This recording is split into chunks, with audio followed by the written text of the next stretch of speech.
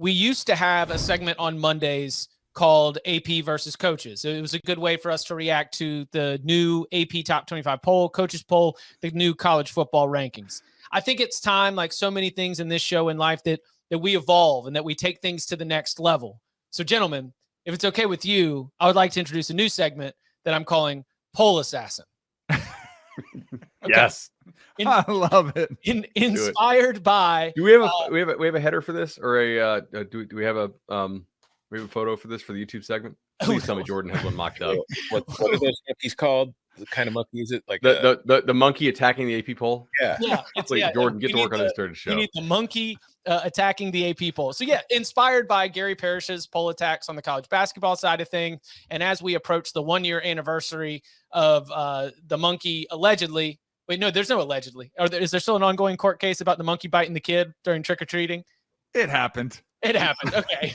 So as we are coming up on the 1-year anniversary of the Poll Assassin there in Austin, Texas, we will begin using this time to hold the polls accountable for their actions, because there's some preposterous behavior. And I think it fits better with sort of where we are at as a group and where the rankings have been recently. So, Tom,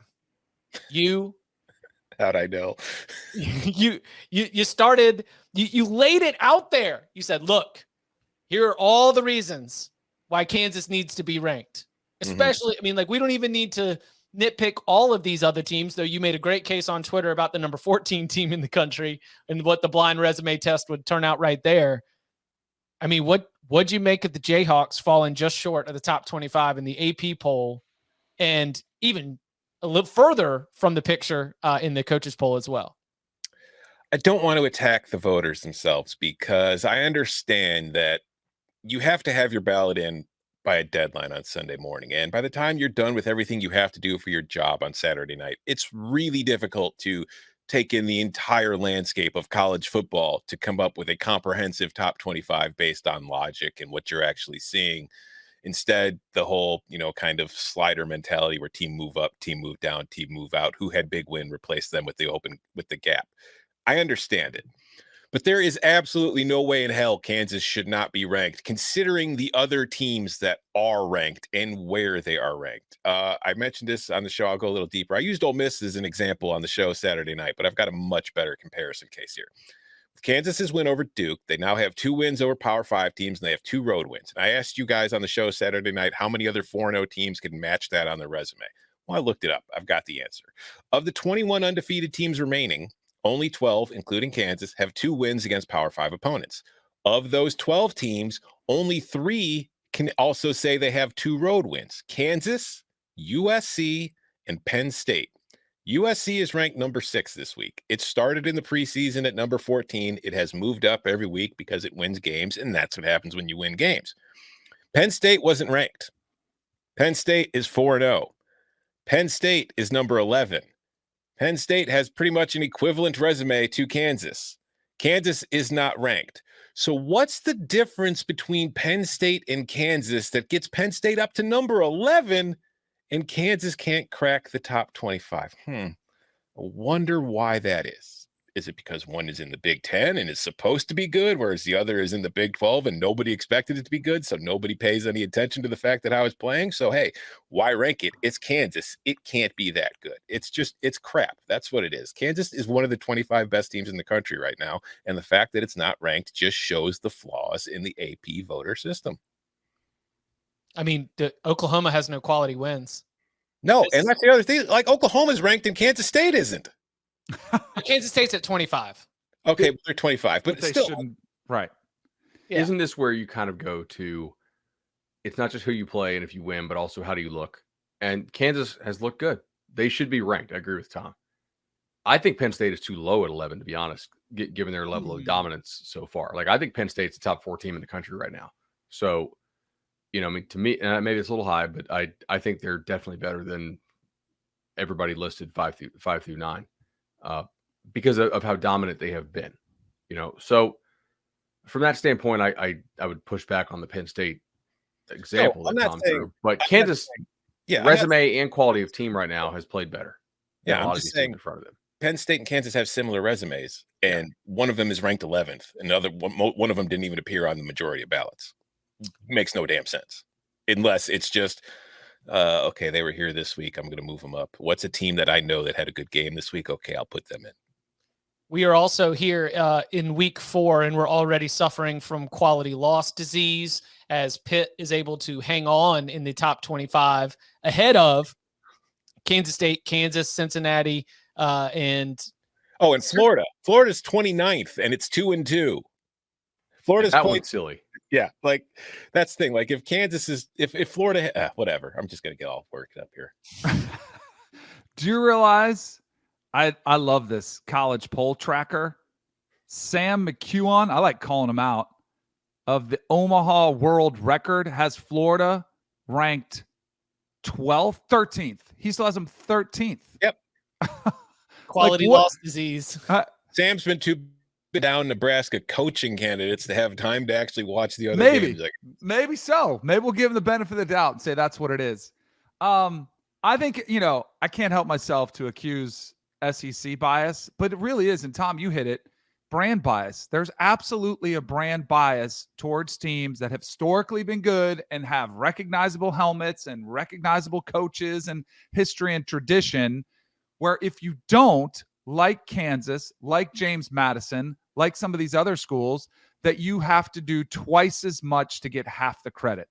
And it's ridiculous. And here's where it bothers me the most, because I found myself, mixing it up some with some SEC fans on some of the, I posted the resume between Kentucky's resume and Kansas's resume. And of course, what comes back is, we got a road win against a top 25 opponent. And they might even put top 15 because it was Florida. Texas A&M fans, they're coming at me today there because I called them out. They're saying, we have 2 top 25 wins. You think Miami is still a top 25 team? Well, yeah, they had a ranking in front of them. We beat them. That's the problem with the whole system, is that fans, and I think a lot of writers and people that cover the game, recognize those wins using a top 25 metric, which, as we point out every single week, is severely flawed. So that, let's say, who does Kansas play this week? I believe Iowa State. Yeah, so let's say Iowa State beats Kansas. Like, they won't get as much credit for a win because loss. It's not a top 25. It's not top 25 win. It's just the absurdity. Iowa State, they'll say, well, Iowa State's clearly not that good. Exactly. Yeah, they're down this year. They're no good. Would you guys be in favor of using, I don't want to say computer, but like a point system? Yeah. Like, hey, and it combines Power 5 teams, what you get, X amount of points for a Power 5 win. You get X times a half for a Power 5 win on the road.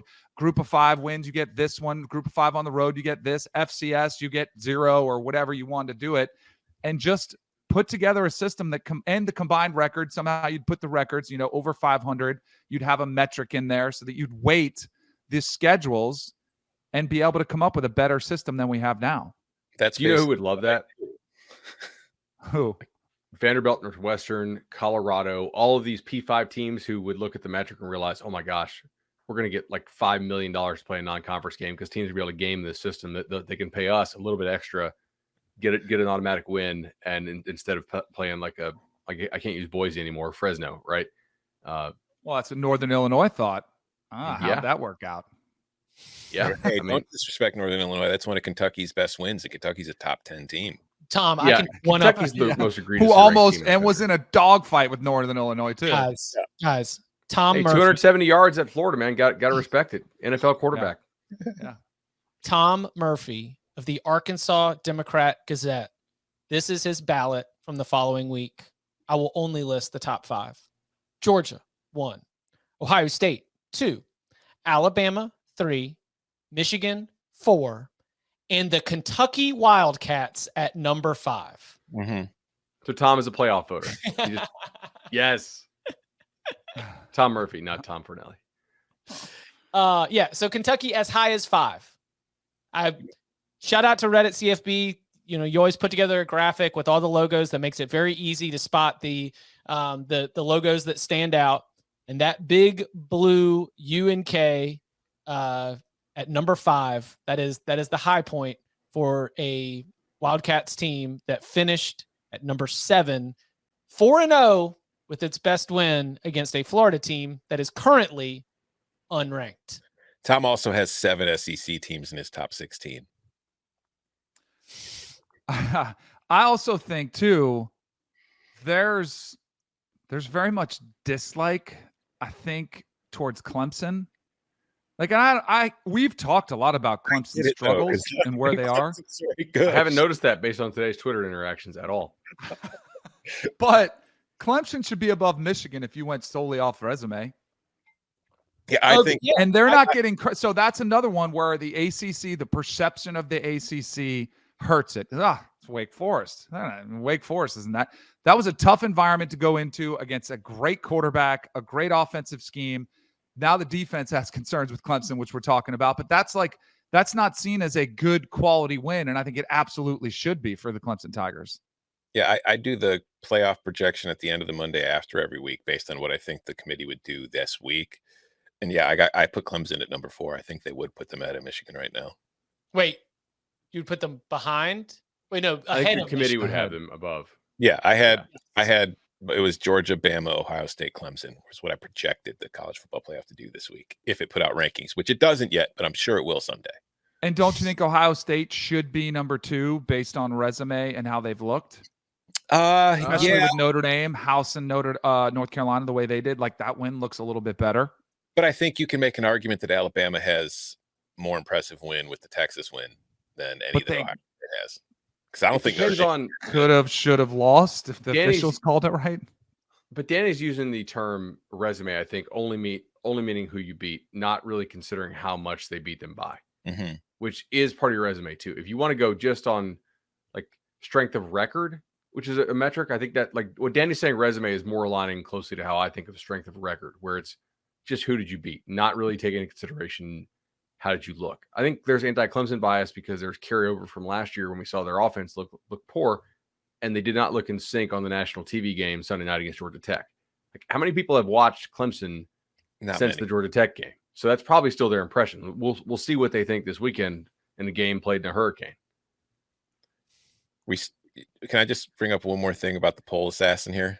Yeah. Just something, it's not really something I want to attack. It's just something that very much amuses me. Well, this is what we're going to poll assassin's just too good of a name. We'll just use listen, we're still going to call this college football rankings, AP top 25 poll reaction scores and results in the headline, whatever we need to call it. But no, poll assassin is 1,000 times better. Poll assassin is what we, those of us in on it will be calling it. So yes, go ahead, Tom. I just wanted to mention last week, Tulane beat Kansas State. Did not appear on a single AP ballot. This week, Tulane lost to Southern Miss, but Kansas State beat Oklahoma. Tulane got a vote from David Briggs, who put them at number 23 after it lost to Southern Miss when he didn't rank it the week before. That was a late comeback.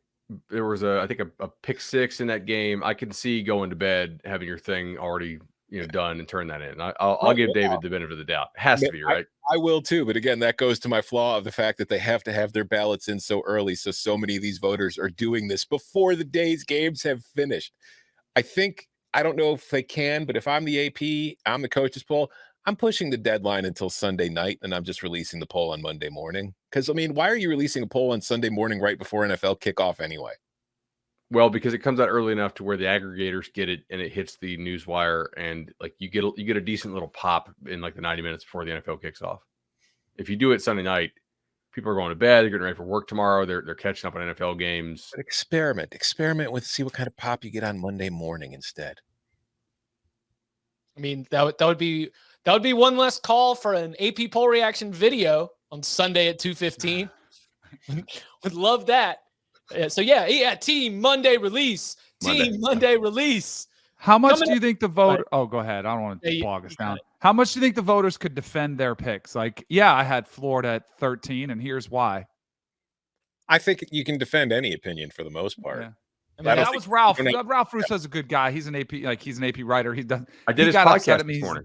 Yeah, I think he was just kind of pointing out what everyone is saying is, oh, these are all opinions and mine could be different than yours, which I get, but some of them are so off base. Oh, yeah. I feel like they should have to explain themselves at least, as opposed to, I don't know, maybe you cover them in your region or, for what, I don't know. I think some of them should have to defend. It's my ballot. End of conversation. So ridiculous.